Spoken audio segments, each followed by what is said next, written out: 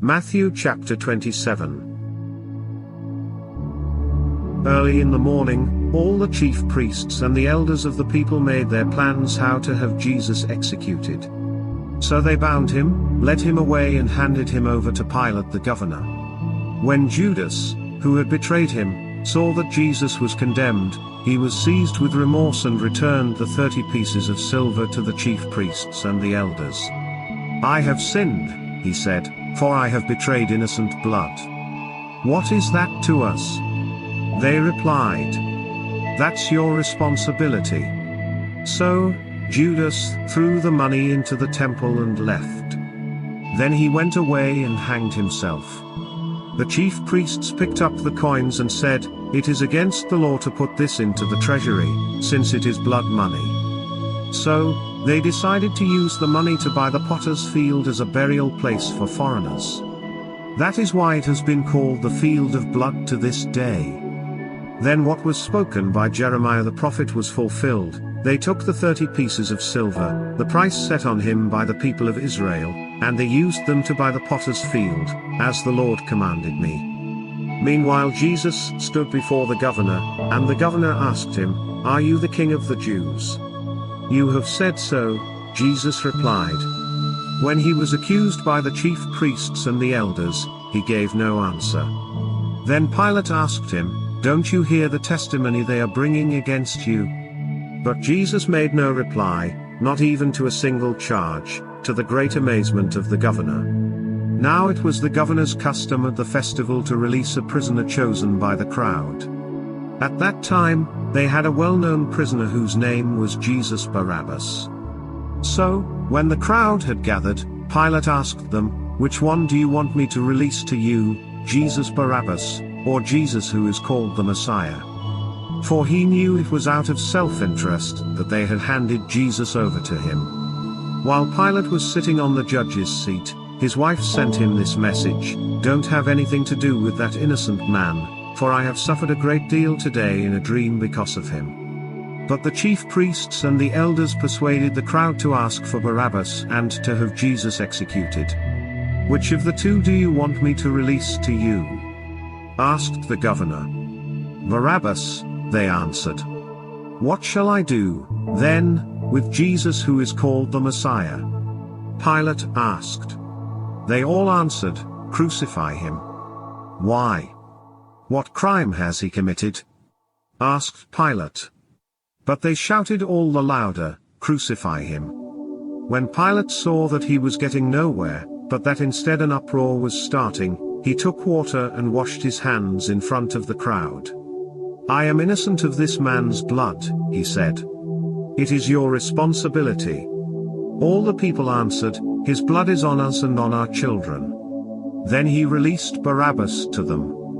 But he had Jesus flogged, and handed him over to be crucified.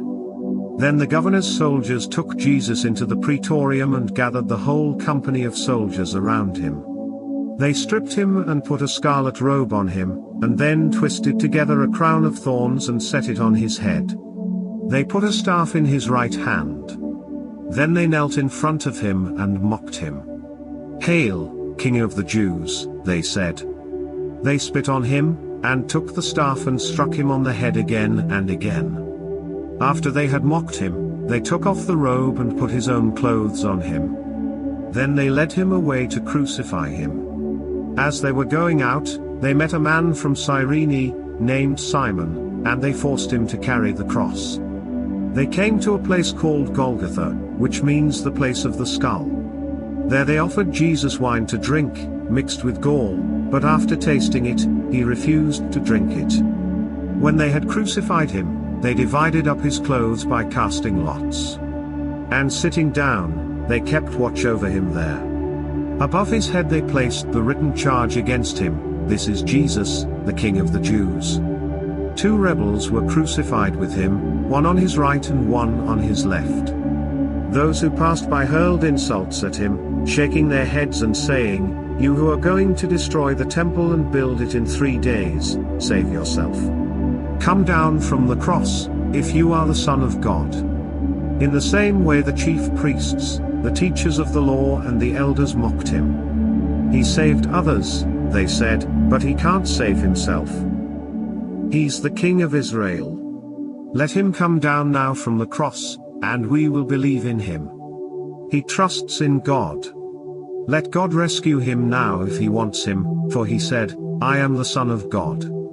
In the same way the rebels who were crucified with him also heaped insults on him. From noon until 3 in the afternoon darkness came over all the land. About 3 in the afternoon Jesus cried out in a loud voice, Eli, Eli lema sabachthani. Which means, my God, why have you forsaken me? When some of those standing there heard this, they said, he's calling Elijah. Immediately one of them ran and got a sponge. He filled it with wine vinegar, put it on a staff, and offered it to Jesus to drink. The rest said, now leave him alone. Let's see if Elijah comes to save him. And when Jesus had cried out again in a loud voice, he gave up his spirit. At that moment the curtain of the temple was torn in two from top to bottom. The earth shook, the rocks split, and the tombs broke open. The bodies of many holy people who had died were raised to life. They came out of the tombs after Jesus' resurrection and went into the holy city and appeared to many people. When the centurion and those with him who were guarding Jesus saw the earthquake and all that had happened, they were terrified, and exclaimed, surely he was the Son of God. Many women were there, watching from a distance. They had followed Jesus from Galilee to care for his needs. Among them were Mary Magdalene, Mary the mother of James and Joseph, and the mother of Zebedee's sons. As evening approached, there came a rich man from Arimathea, named Joseph, who had himself become a disciple of Jesus. Going to Pilate, he asked for Jesus' body, and Pilate ordered that it be given to him. Joseph took the body, wrapped it in a clean linen cloth, and placed it in his own new tomb that he had cut out of the rock. He rolled a big stone in front of the entrance to the tomb and went away.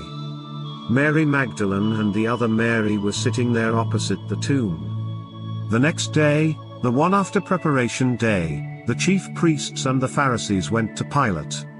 Sir, they said, we remember that while he was still alive that deceiver said, after 3 days I will rise again. So, give the order for the tomb to be made secure until the 3rd day. Otherwise, his disciples may come and steal the body and tell the people that he has been raised from the dead. This last deception will be worse than the first. Take a guard, Pilate answered. Go, make the tomb as secure as you know how. So, they went and made the tomb secure by putting a seal on the stone and posting the guard.